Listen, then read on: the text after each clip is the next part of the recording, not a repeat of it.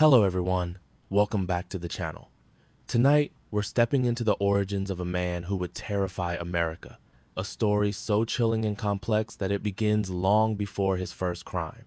This is the story of Ted Bundy before the headlines, before the courtrooms, before the horrors became known to the world. Tonight, we start at the beginning, his childhood, his mind, and the earliest shadows that foreshadowed a lifetime of terror. Ted Bundy was born on the 24th of November 1946 in Burlington, Vermont. His early life appeared ordinary, even mundane, a middle-class household, a grandmother who raised him, a community that would later describe him as a polite, intelligent child. To the outside world, young Ted was just another boy, curious, mischievous, and eager to please. But even in these formative years, subtle signs of a different path were emerging. Bundy's family life was complex.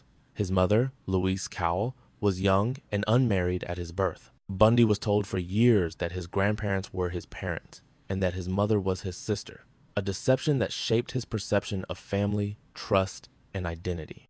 Such confusion and secrecy may seem trivial, yet psychologists have long noted that early familial instability can play a critical role in the development of antisocial behavior. For Ted, it planted seeds of secrecy, manipulation, and emotional detachment that would later define him. Even as a child, Bundy exhibited behaviors that hinted at a troubled inner world.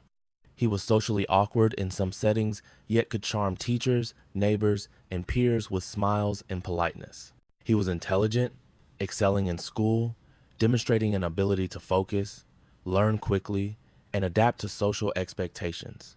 But underneath, there were undercurrents of isolation, obsessive thoughts, and an attraction to violent imagery, early signs that would grow into dangerous behaviors in adulthood. Neighbors would sometimes remark, "He seemed so normal, polite, always greeting everyone with a smile." But sometimes, when he thought no one was looking, he would stare at the sky or the ground for long periods. It was as if he was somewhere else entirely. The boy was aware of his difference, a quiet frustration at being unable to connect, a fascination with power and control that could not yet be expressed. He experimented with small deceptions, testing boundaries, lying occasionally without guilt. These were the earliest flickers of antisocial personality traits. In school, Bundy was both admired and quietly scrutinized. He excelled academically, often helping classmates with assignments and engaging politely with teachers. He participated in clubs, volunteered for school events, and appeared socially engaged. Yet there were moments when he withdrew, spending hours alone, reading, or engaging in secret obsessions. Teachers recalled that while he was polite, he could be stubborn and manipulative if he wanted something, traits that would later manifest in more extreme forms.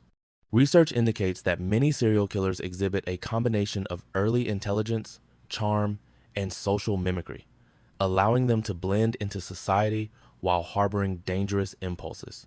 Bundy was a textbook example. Outwardly normal, inwardly complex and disturbed. Bundy's family situation created layers of secrecy and internal conflict. Believing his mother was his sister introduced confusion about identity, trust, and personal boundaries. These early deceptions, compounded by inconsistent parental affection, fostered a sense of alienation. He often oscillated between seeking approval and feeling superior, a duality that would later surface in manipulative behaviors. Grandmother recalled, "He was a quiet boy, polite but distant. He would sometimes stare into space for long periods, and I never knew what he was thinking." Internally, Ted would observe everyone, noticing what made them trust him, experimenting with how he could influence or control them. He noted, "If I smile, they smile back. If I lie, they believe me. Power is subtle. Control is everything." Even before committing any crime, Bundy demonstrated patterns of obsession and fascination with control.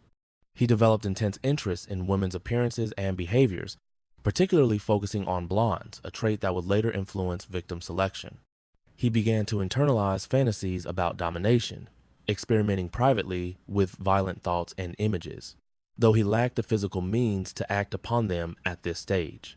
Bundy also demonstrated a meticulous nature. He was precise in his schoolwork, observant of social interactions, and increasingly skilled at deception. This combination of intelligence, charm, obsession, and detachment from empathy would later become a dangerous formula. Studies of serial offenders show that meticulous planning, early obsession with control, and selective targeting of victims are common precursors to actual violent behaviors. Bundy's childhood exhibits these traits in embryonic form. During adolescence, Bundy began experimenting with relationships and social power.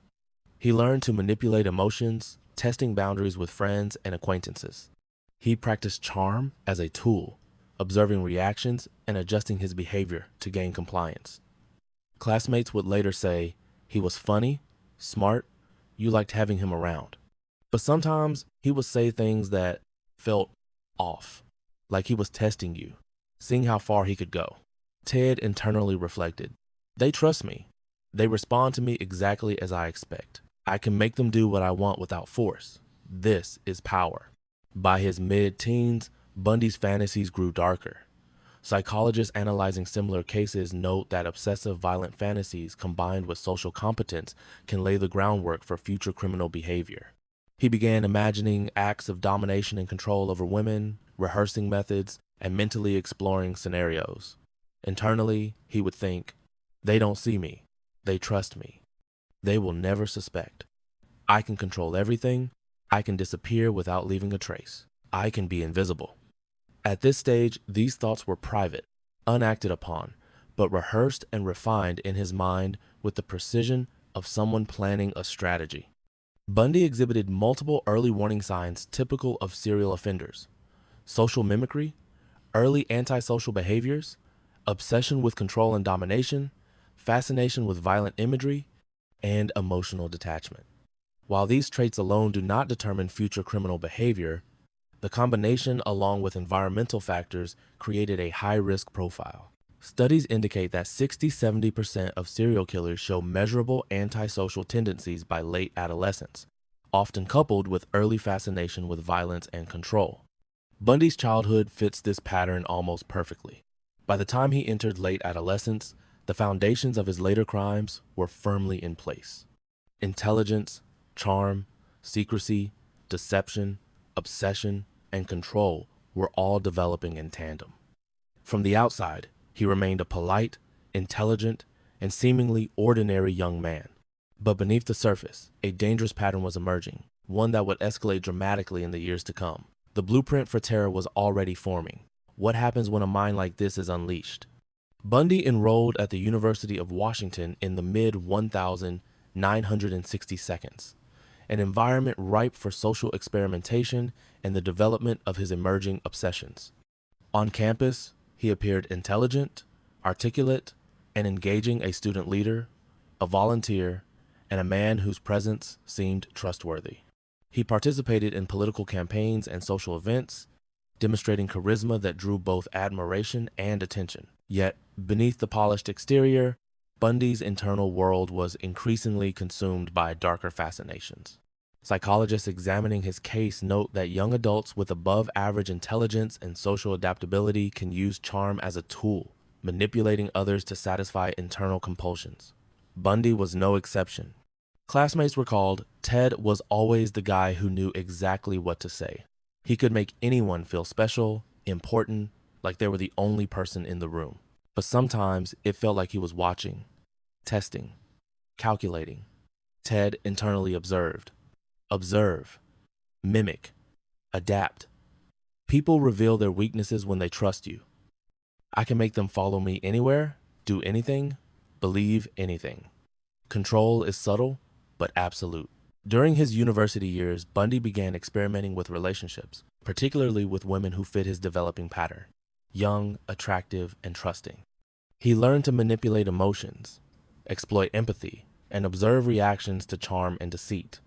These social experiments were precursors to his later abductions.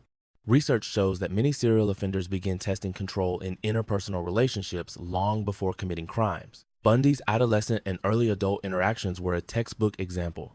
He practiced deception, trust manipulation, and psychological dominance. A classmate or girlfriend remembered, he seemed kind at first, polite, caring, but sometimes he would ask questions that felt intrusive, testing how much I would reveal. I didn't think much of it at the time. Looking back, It was unsettling. Ted reflected internally. They trust me. They reveal their habits, routines, vulnerabilities. I can map them, predict them, manipulate them. It's all data. Control is power. By 1974, Bundy's fantasies transitioned into real-world actions. His early crimes in Washington state were methodical and calculated. Victims were chosen with care, typically women fitting a specific appearance profile.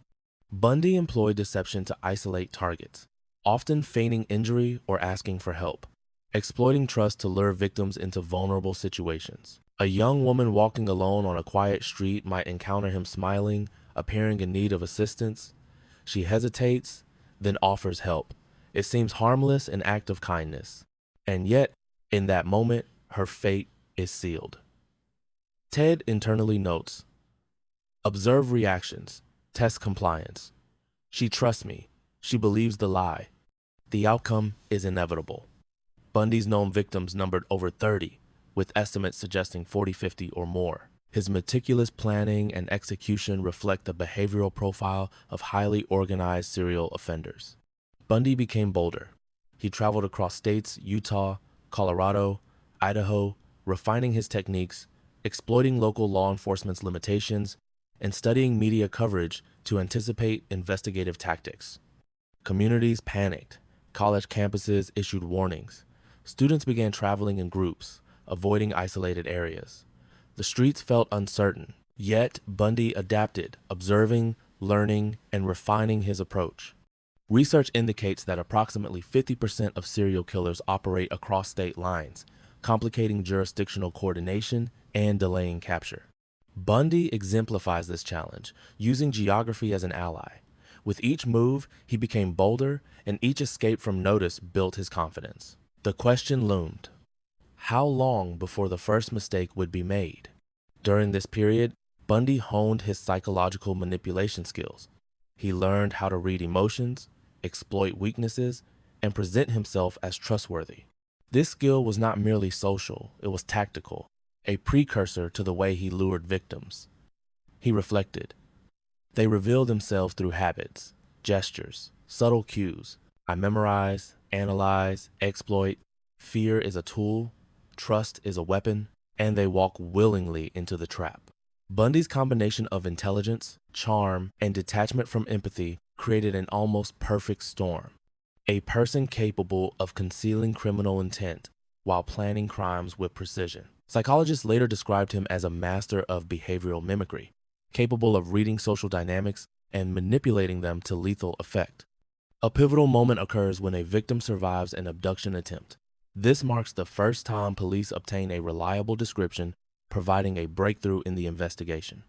Bundy is temporarily arrested, though his charm and intelligence allow him to manipulate the legal process, creating opportunities for escape. Officers at the time noted, for the first time, we have a lead, a description.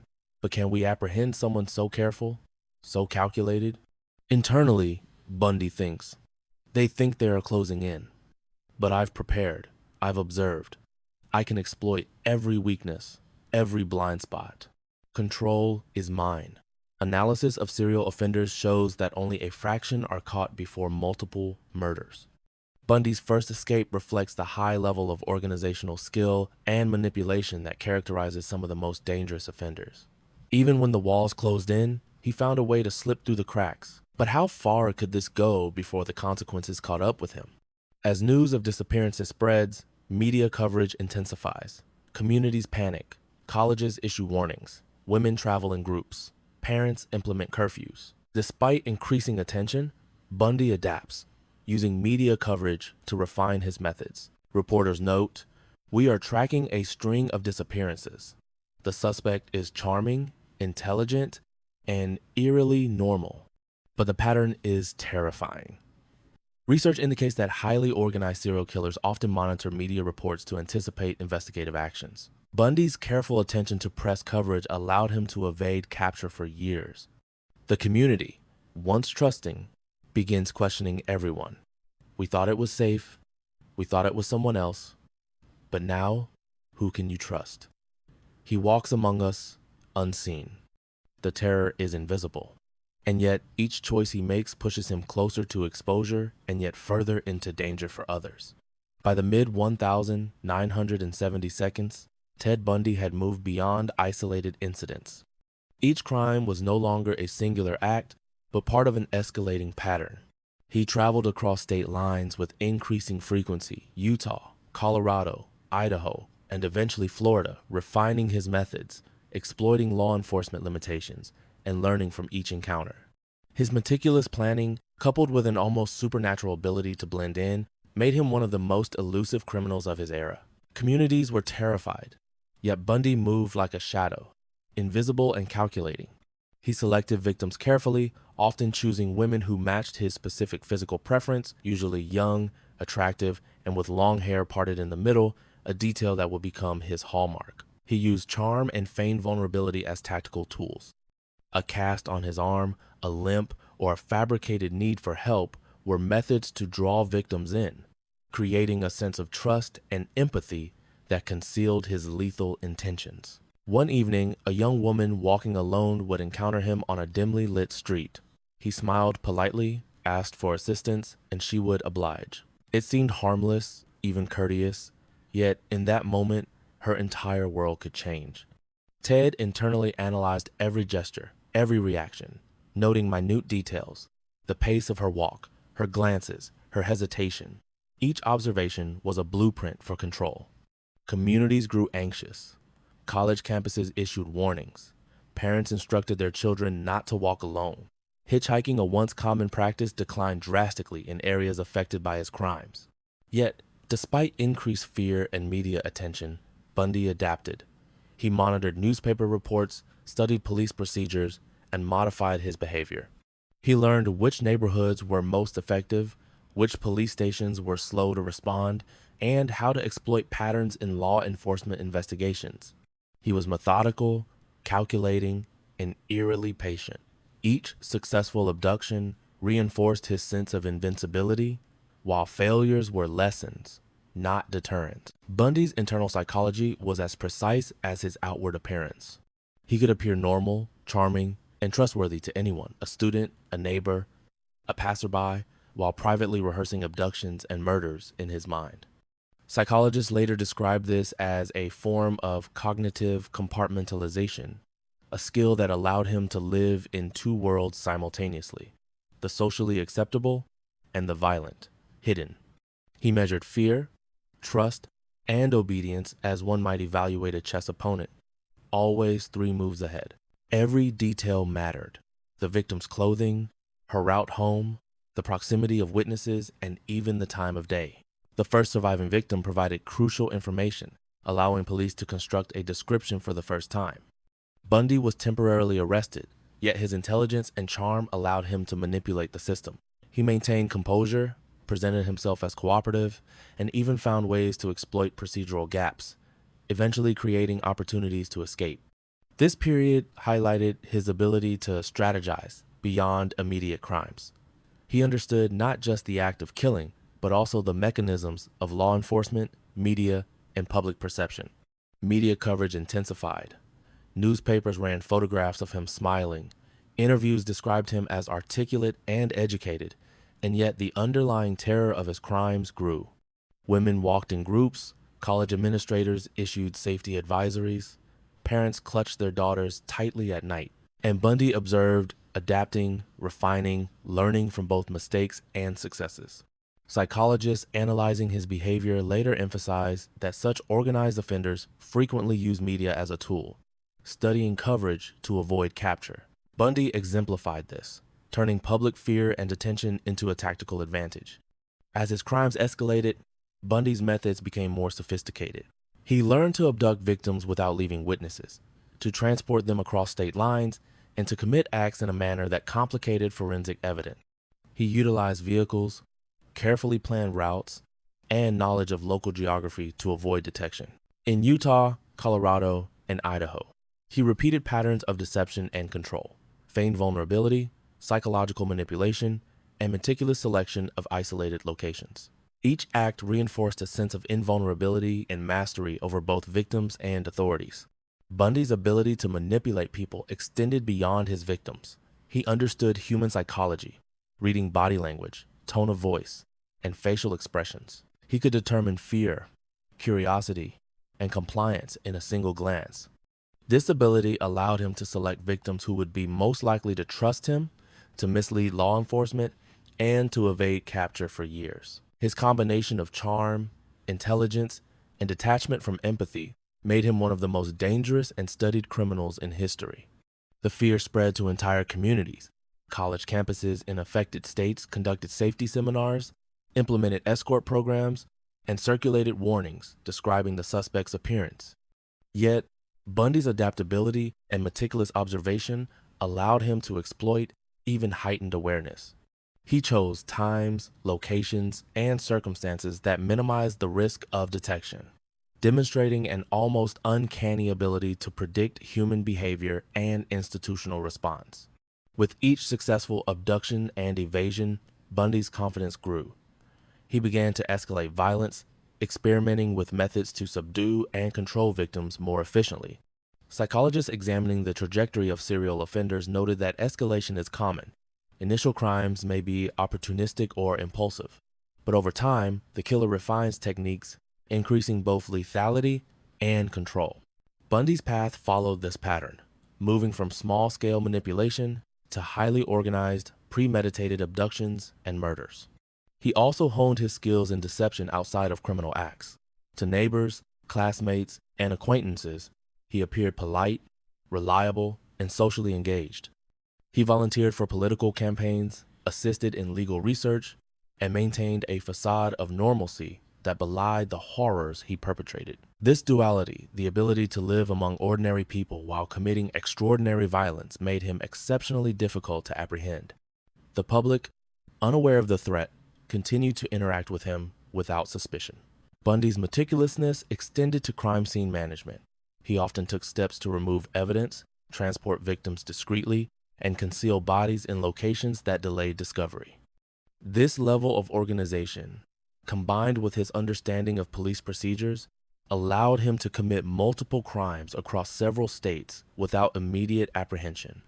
Each act was a calculated demonstration of control and dominance, reinforcing his psychological gratification and sense of power. Despite mounting evidence and media attention, Bundy's psychological sophistication allowed him to manipulate investigations. He understood the importance of appearances, maintaining a polite, cooperative demeanor with law enforcement. He studied newspaper reports and adjusted behaviors accordingly, a strategy reflecting his high level of cognitive functioning and strategic planning. This combination of intelligence, adaptability, and lack of empathy created a criminal profile that challenged law enforcement at every turn. The pattern of his crimes ultimately revealed a disturbing consistency. Bundy targeted specific victim profiles, utilized charm and deception to isolate them, and executed abductions in a controlled, calculated manner.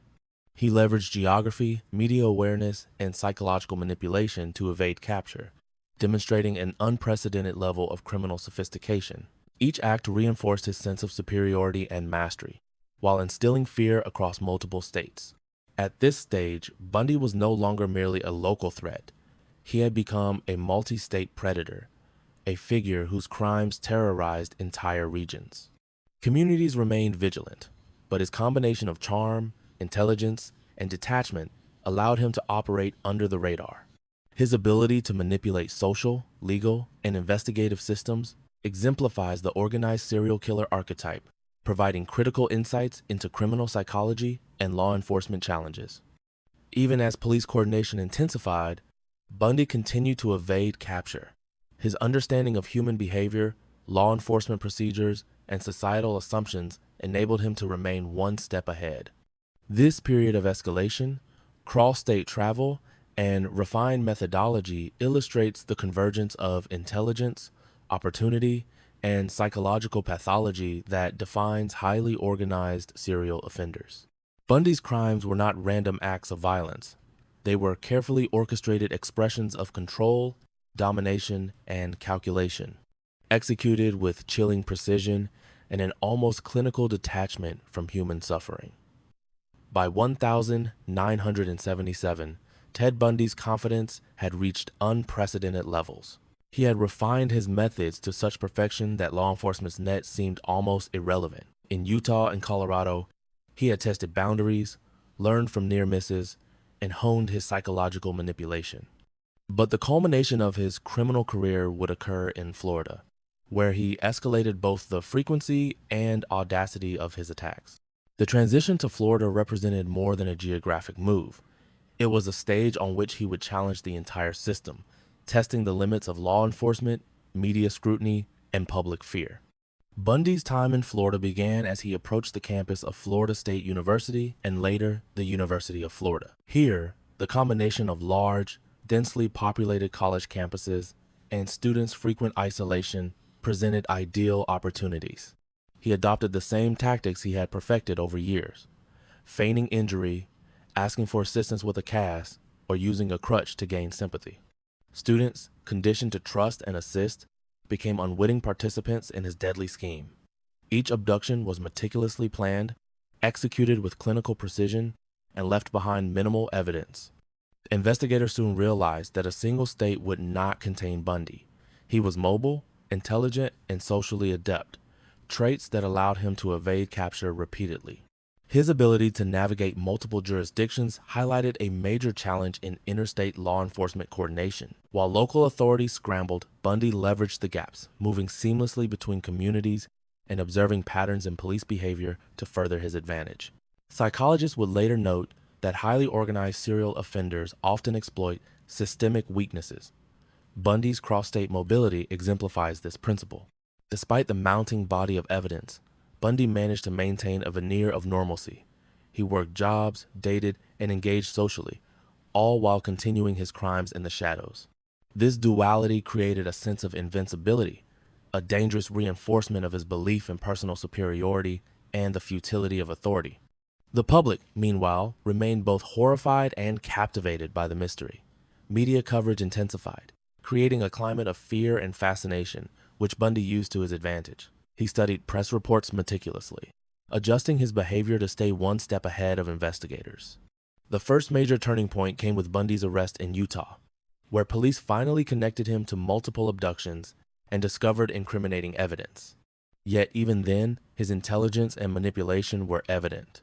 He navigated legal procedures with calculated composure, charming officers, attorneys, and court officials.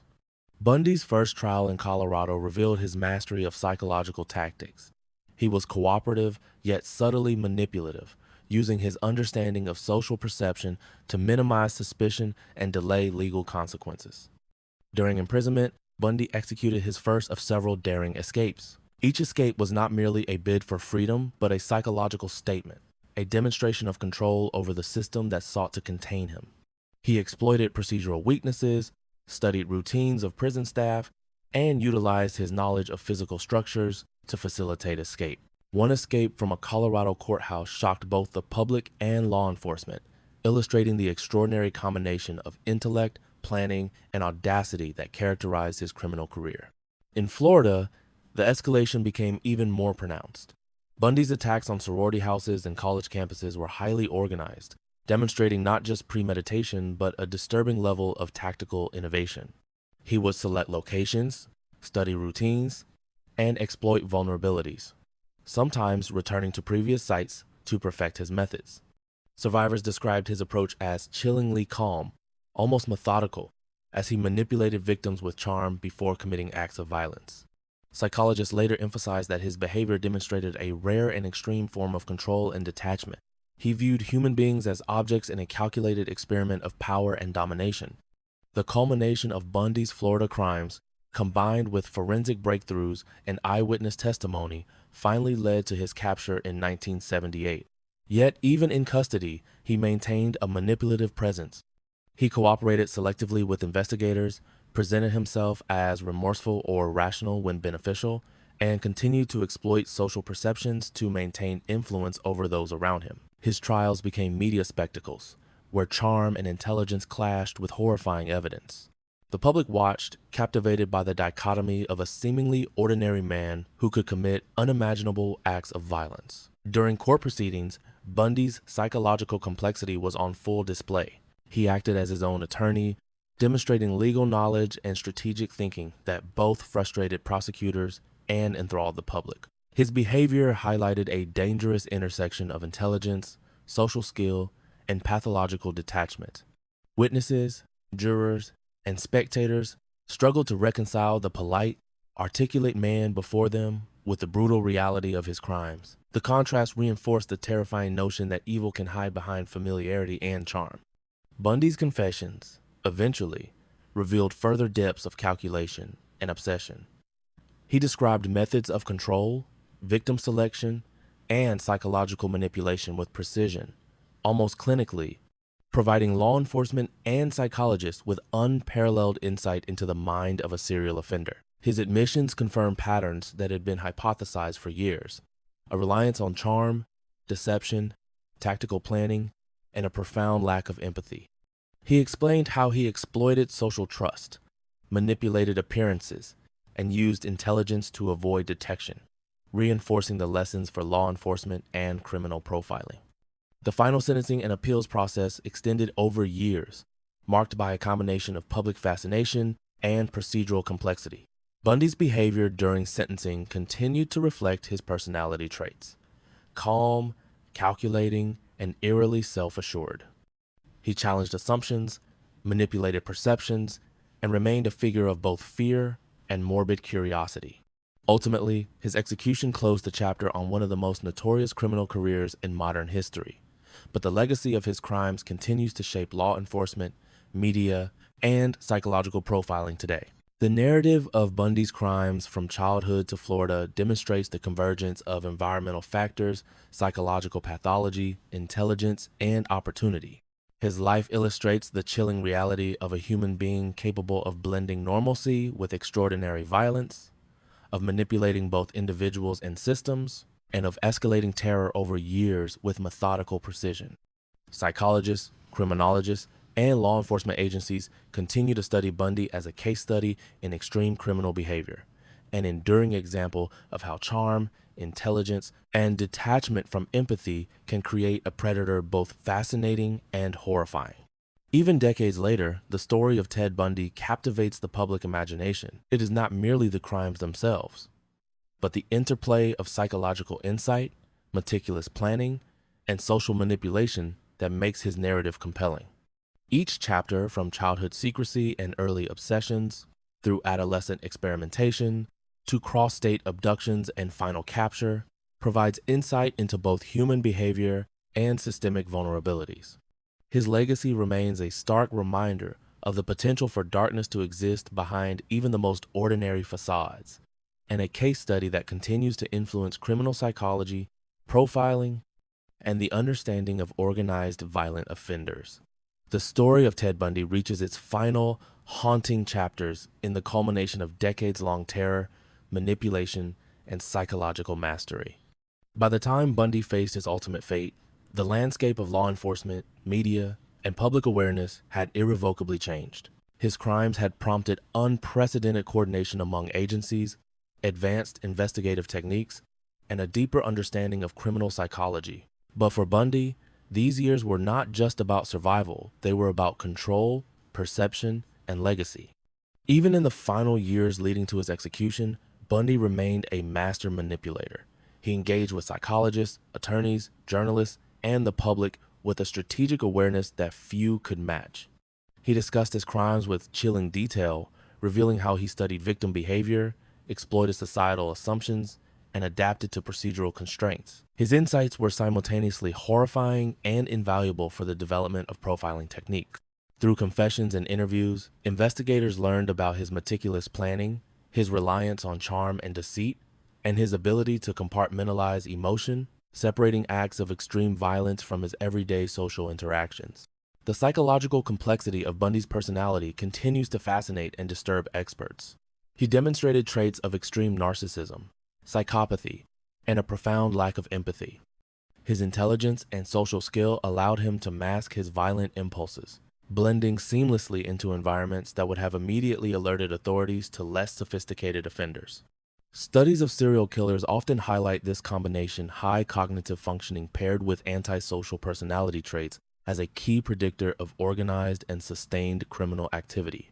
Bundy was the quintessential case, his life a textbook study in the darkest intersections of human behavior and opportunity. Bundy's execution in Florida in 1989 brought closure to a chapter of terror, yet the narrative extends beyond the mechanics of crime and punishment.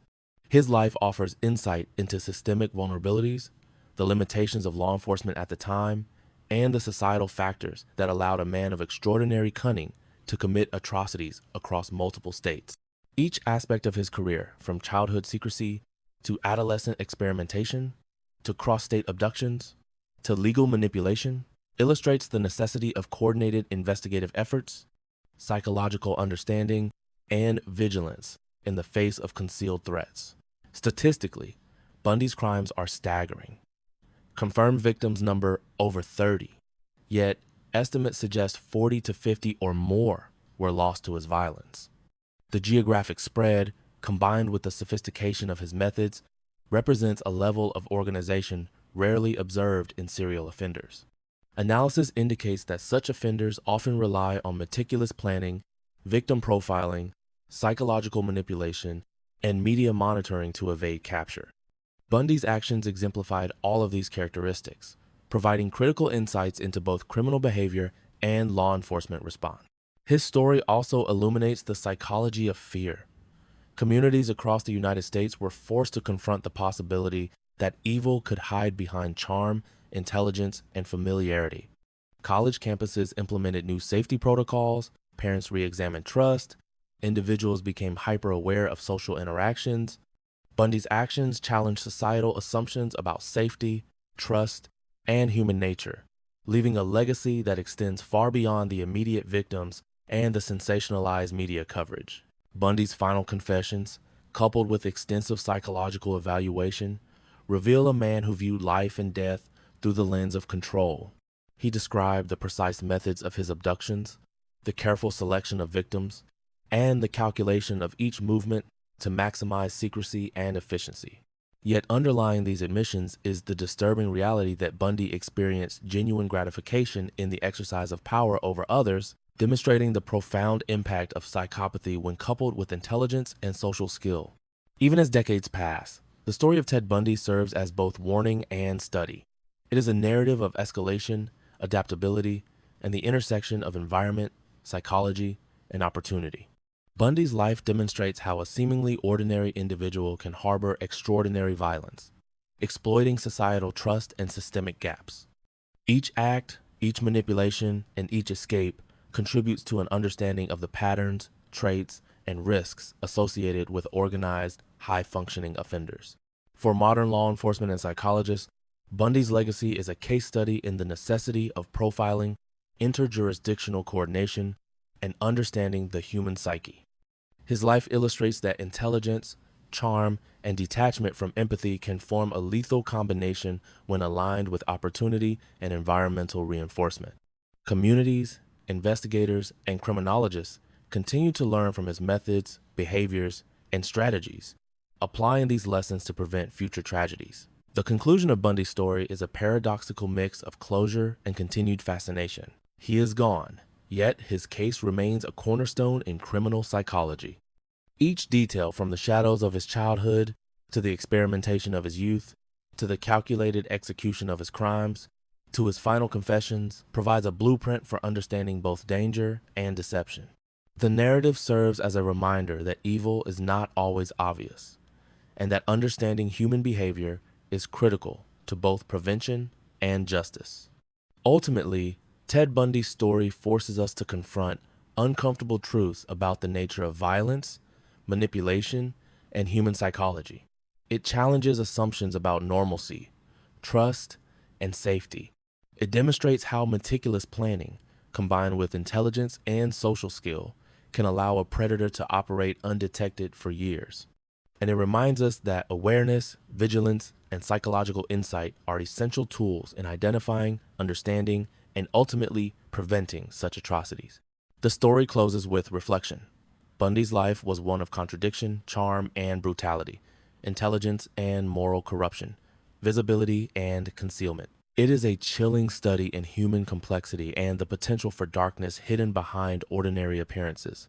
Yet from this darkness comes understanding, insight, and the tools to protect society against those who would exploit trust and manipulate perception for violence. Even now, the story resonates.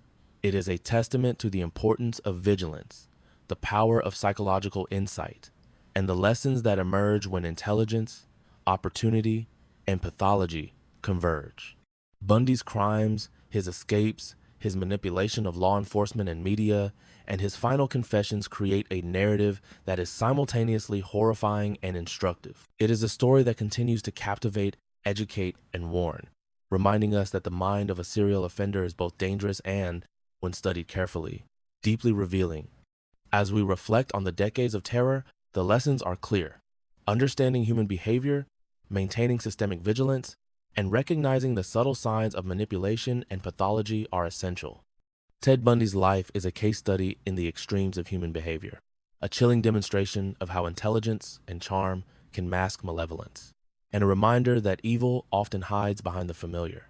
From childhood to final confessions, from deception to execution, Bundy's story is a relentless lesson in awareness, psychology, and the enduring impact of criminal genius.